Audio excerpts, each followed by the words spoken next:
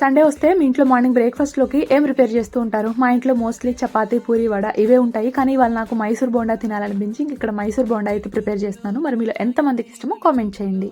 మాయమై తొలి ప్రేమగానే మొదలవుతున్నా కలలే కన్నా నా శ్వాసలో తను లీనమైన నిన్నలన్నీ